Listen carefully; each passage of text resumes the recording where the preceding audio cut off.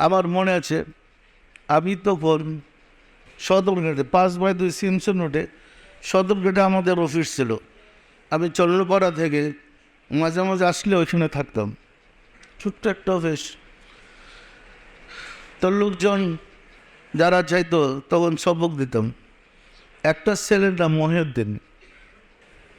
মহিউদ্দিনের বাড়ি ছিল বিক্রমপুর। তো গ্যান্ডারি আমাদের একটা বাঁশের ঘরের খানকা শরীফ ছিল।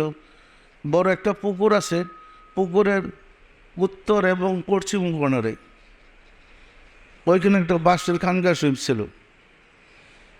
তো মহিউদ্দিনকে সবক দেওয়ার পরে তখন ছিল রমজান মাস। তো রমজান মাসে সে ওই সেহরি খাওয়ার পরে ওই খানকা শরীফে বাঁশের ঘরের খানকা শরীফে মোরাকাবা করতেছে, রহমতের ডাক। এরপরে ফজরের নামাজ পড়ে মোরাকাবা করতেছে। মোরাকাবার মধ্যে তার জজবা হয়ে গেছে। জজবারে আল্লাহর এশকে দেওয়ানা হয়ে যাওয়া হওয়ার পরে এই মহিউদ্দিন ওইখান থেকে চাপ দিয়ে গিয়ে পুকুরে পড়ছে। পুকুরে গিয়ে যে ডুব দিছে সকাল 6টা বাজে। এই যে ডুব দিছি তো দিছি, ঘন্টা পর ঘন্টা তার সহপাঠীরা, তার সহকর্মীরা, সহজাকের ভাইরা অপেক্ষা করে পরে পুকুরের পাড়ে গিয়ে তালাশ করা শুরু করছে, পাবে কোথায়। এরপরে এই খবর ফায়ার ব্রিগেডে গেলে কচুরি পরিষ্কার করে জাল দিয়ে টানাটানি করে সারা দিন শেষ, কিন্তু লাশও পাই না, ওই ব্যক্তিকেও পাই না। থানায় খবর হয়েছে, জিডি হয়েছে, সারাদিন কেটে গেল। পুকুরের চারপারে মানুষের ভিড়, লোকটা গেল কোথায়? লাশও পাওয়া যায় না, দেহও পাওয়া যায় না। কী অবস্থা! ইফতারের 10 মিনিট আগে ওই দিন কিন্তু আমার নামে জিডি হয়ে গেছে। তার বাবা গিয়া থানায় আমার ছেলেটাকে পাগল করে দিছে। আমার নামে মানে মোটামুটি জিডি তো হয়ে গেছে, কেসে বাকি কি। এরপরে থানার ওসি সাহেব ওইখানে গেছেন ওই পুকুরের পাড়ে বীরের সময়। ইফতারের 10 মিনিট আগে সে ডুবদা বাড়ছে, বাইশে বলে ইফতার রেডি করো, আমি আসতেছে। আবার ডুব দিছে। ডুব দিয়ে ঠিক 10 মিনিট পরে কাটাই কাটাই ইফতারের টাইমে সে ওখান থেকে উঠছে। ওসি সাহেব ওই মহিউদ্দিনকে উঠাই নিয়ে তার গাড়িতে ঢুকাইছে, থানায় নিয়ে গেছে। একটু দমক টমকও দিছে, তাই বটে। তুই আত্মহত্যা করতে চাইছিলে, দমক টমক দিছে পরে। এ তো আর স্বাভাবিক না। যে লোকটা 12 ঘন্টা পানি নিচে ডুবদা থাকতে পারে, কি স্বাভাবিক? সে উল্টে একটা পোকা দিছে ওসি সাহেবকে। যা বলছে ওটা তুই পারবি না ডুবতে থাকতে, যখন তুই তো গোয়া ধরছে গাড়ি দেন। এখন ওসি বাবাজি বাবাজি বাবাজি বাবাজি করে ভয় পেয়ে গেছে। থানায় নিয়ে ইফতারি করে আবার আমার এখানে দিয়ে গেছে ওই সদরঘাটে। আমি তো আগে গেছে করে গেছিলাম, কী অবস্থা দেখে। এরপর আরও 2-1 বার আমার সাথে তার দেখা হয়েছে। পরে যে অদৃশ্য হয়ে গেছে, আজ পর্যন্ত তার আর কোনো খবর নেই। আপনাদের এই কলমের সবক। আরেকটা ছেলে নারায়ণগঞ্জের এক রিক্সাওয়ালা। আমি তো উনি আরামবাগ গার্লস স্কুলে বয়ান করতেছিলাম। তো অনেক মানুষের তো বয়ান শুনে তরিকা নেই, সবক নেই। ওই রিক্সাওয়ালা তরিকা নেছি, সবক নেছি। নেওয়ার পরে অ্যাবনর বলে গেছে, সে হারিয়ে গেছে। পরে তার স্ত্রী বাচ্চা কাচ্চা আমার কাছে আসতো, কোথায় গেছে কেউ বলতে পারে না, আমিও জানি না, অদৃশ্য হয়ে গেছে। 3 বছর পরে সালার শর্ট পরে সে আসছে আমার সাথে দেখা করতে।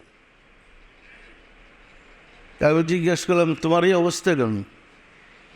আমি তো সমাজে থাকি না। কোথায়? যে আমি আফ্রিকাতে থাকি, জঙ্গলে। তাই মানে হিংস্র জীবজন্তু তোমাকে খেয়ে ফেলে না? আমি ওদের সাথেই তো থাকি। খাবার সময় মিলেন কোথা থেকে একজন মানুষ বেশের লোক এসে খাবার দিয়ে যায়, খাওয়ার পর আর তাকে আমিও দেখি না। আমার সাথে কিছুক্ষণ গল্প করে বললেন, আপনাকে দেখতে মনটা কাঁদতেছিল, জাহাইরে এসে দেখেছে, ওই দেখলাম, আবার বিদায়। এরপর আর দেখি না। আপনাদের মধ্যে এরকম কিন্তু অনেক আছে আমাদের, যারা ক্ষুদাই প্রশাসনে ভর্তি হয়ে ডিউটি করতেছে। বিশ্বাস হয় আপনাদের? বিশ্বাস হয়? আপনাদের মতোই মানুষ, না বললে তো বোঝা মুশকিল। আপনাদের বাইরে এমন আছে যে পশু পাখির বাসা বুঝে, যে পশু পাখির বাসা বুঝে, কীট পতঙ্গের বাসা বুঝে, এবং গাছের দুলিগোনা বালিগোনার জিকির সে শুনতে পায়। আপনাদের বাইরেই আছে। বিশ্বাস হয়? তবে আপনাদেরকে পরামর্শ দেব, মহব্বতের সাথে সাধনা করেন, বিশ্বাসের সাথে তরিকার আমল করেন। ইয়া ওই বিদ্যা, যে বিদ্যা শিক্ষা দেওয়ার জন্য 1,02,24,000 নবী প্রেরণ করা হয়েছিল। ইয়া ওই বিদ্যা, যে বিদ্যা শিক্ষা করে মানুষ আল্লাহর সাথে মিশে একাকার হয়ে যেতে পারে। ইয়া ওই বিদ্যা, যে বিদ্যা শিক্ষা করলে মানুষ বিশ্বের এক প্রান্ত থেকে অন্য প্রান্তরে কোন ফায়াকুরের সাথে চলে যেতে পারে।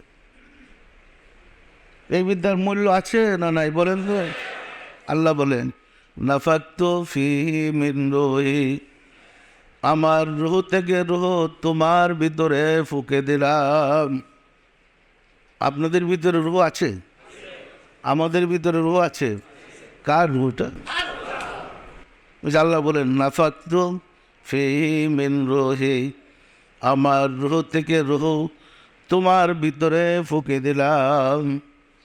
আপনি যদি রূহটাকে ধরতে পারেন, আমরা জাহেরিতে দেখতে পাই আমাদের অনেক কর্মকর্তারা বা বিভিন্ন জ্ঞানী গুণীজন আমেরিকাতে চাকরি নিয়ে যায় অথবা বেড়াইতে যায়।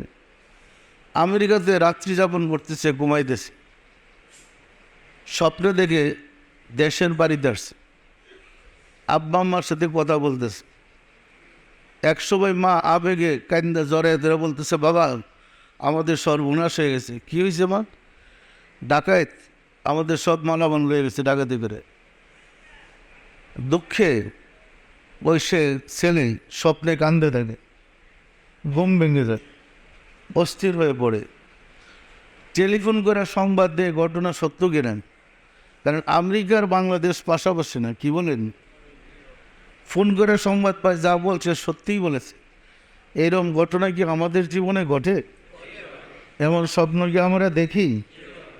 আমাদের বাহ্যিক চোখের দৃষ্টির সীমাবদ্ধতা আছে, কিন্তু কলবের চোখের দৃষ্টির সীমাবদ্ধতা নেই। আমেরিকা থেকে বাংলাদেশ দেখা যায়, আমেরিকা থেকে বাংলাদেশের কথা বলা যায়, আমেরিকা থেকে আপ্পা আম্মার কথা, বাংলাদেশের কথা শোনা যায়। বিশ্বাস হয় আপনাদের?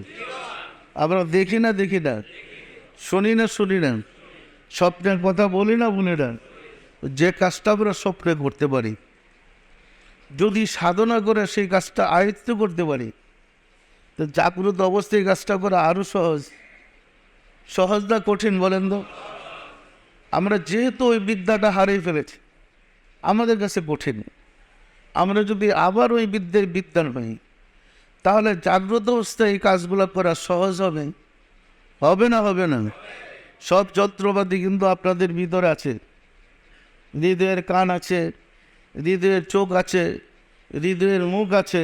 যে মুখ দেওয়া স্বপ্নে কথা বলি, যে চোখ দেওয়া স্বপ্নে দেখি, যে কান দেওয়া স্বপ্নে শুনে, এগুলো আমাদের ভিতরে আছে। কিন্তু এইগুলাকে সচল করার বিদ্যা আমরা শিক্ষা করে নেই। সচল করার বিদ্যান ছিলেন নবীগণ, রাসূলগণ, আউলিয়া কেরামগণ। তাদের কাছে গিয়ে যদি আমাদের এই যন্ত্রপাতিগুলোকে সক্রিয় করতে পারি, আমরা ঘরে বসে সব খবর পাবো না? তখনই হবো আমরা আশরাফুল মাখলুকাত, শ্রেষ্ঠ জাতি। পরিষ্কার না?